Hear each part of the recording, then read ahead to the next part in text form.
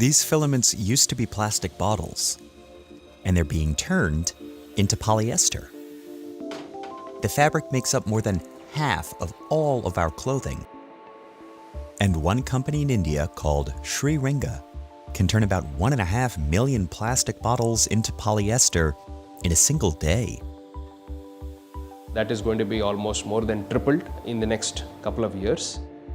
Turns out there's plenty of appetite for it. More and more fashion brands like Adidas, Nike, and Shein are trying to increase the amount of polyester made from recycled plastics in their lines, often marketing them as more sustainable. But why is so much of what we wear made from plastic to begin with? And how do you turn a bottle into clothing? The Sri Ringa company spins about 25 metric tons of polyester on a daily basis. The founder, K. Sankar, is proud of every filament his factory spins, but it took him decades of trying to get here. I felt like doing something to the society by doing recycling.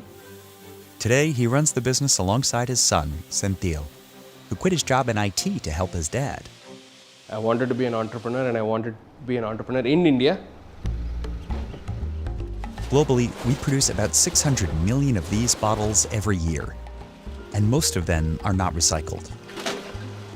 In India, waste pickers collect and deposit them at sorting sites like this one, where workers crush and bale them for sale. Every month, Sri Ringa buys about 900 metric tons of trash from companies like this one. But all it really wants is PET.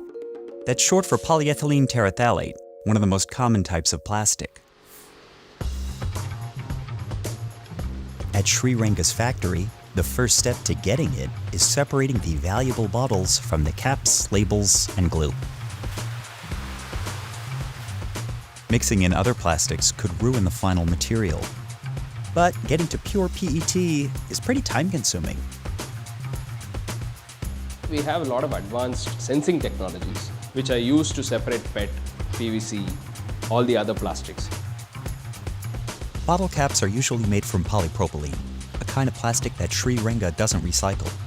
So they sell them to another company that makes lead-acid battery cases. And all of the dirt and sand they collect from washing the bottles is pressed with ash to make bricks that decorate the factory floor. Then, machines crush the bottles into flakes. The bagged flakes are then loaded onto trucks and delivered to another part of the factory.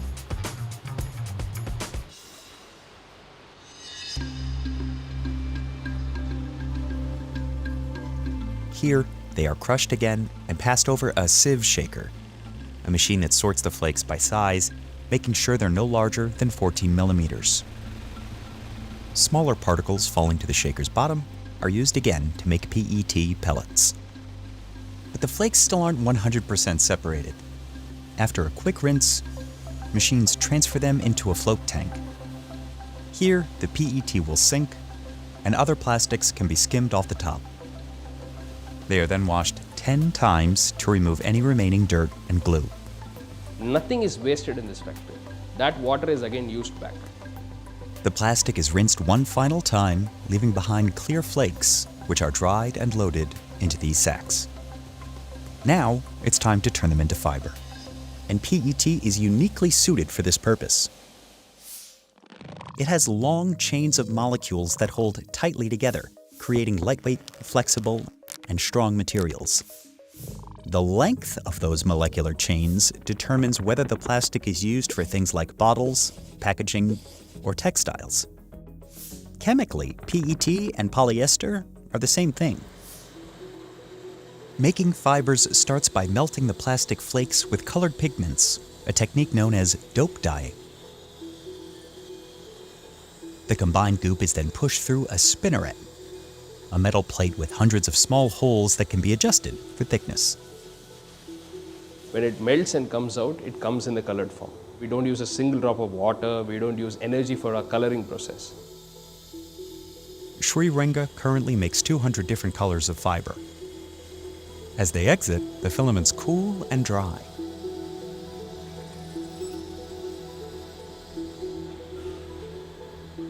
After every use, the plates are cleaned using high-frequency sound waves, which create microscopic bubbles that collapse and remove anything stuck to the spinneret. The fibers are then stretched using a series of rollers which deposit them into these large buckets. Shutting down and restarting these machines is energy-intensive and expensive, so they have to run non-stop throughout the day. If you have to stop, then it takes a long time for us to reboot again. Workers weigh the drums and bring them into this area called the draw line. Here, 60 to 70 barrels are simultaneously routed through a series of eyelets,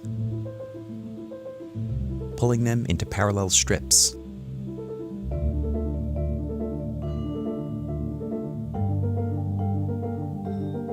Polyester tends to hold static electricity, so the fibers are dipped in a starch-based lubricant to avoid sticking together.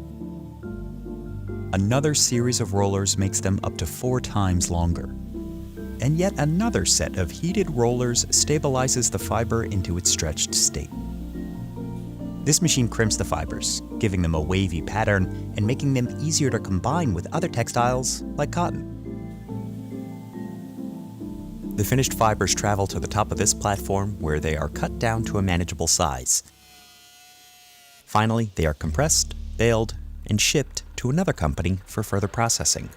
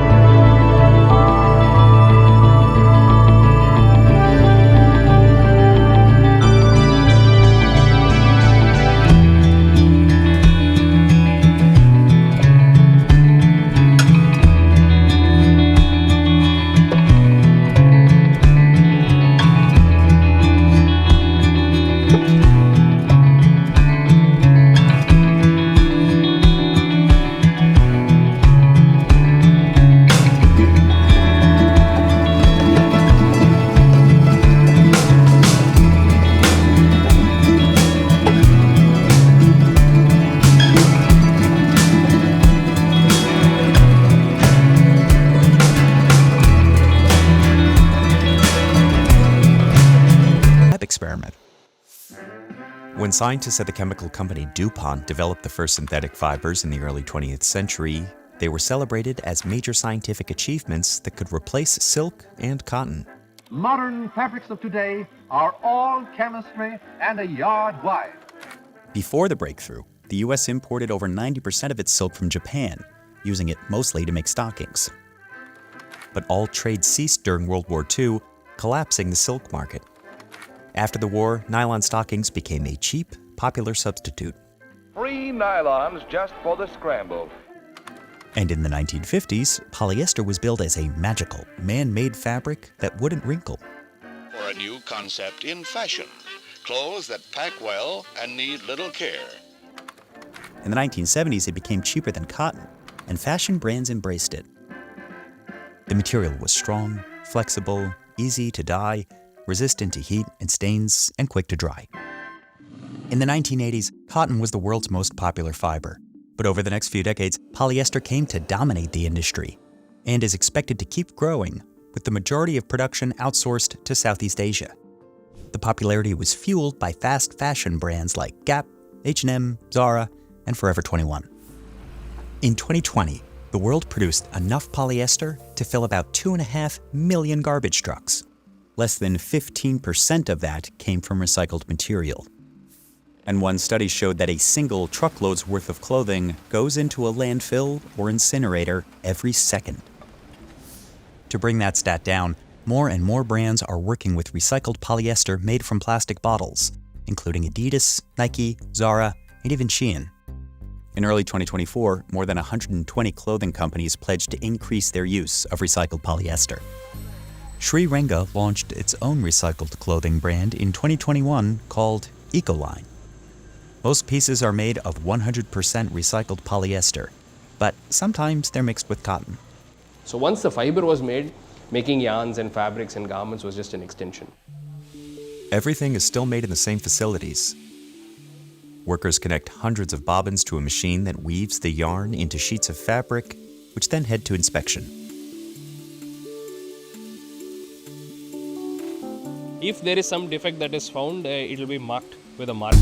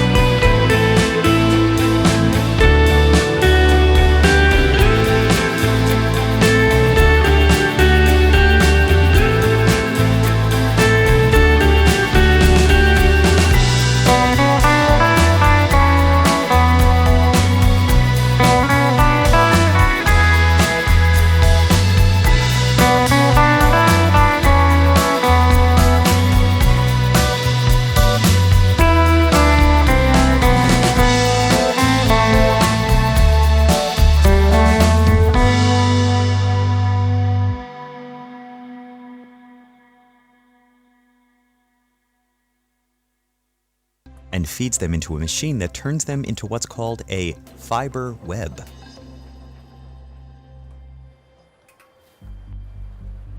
The fiber web gets bundled into these snake-like slivers.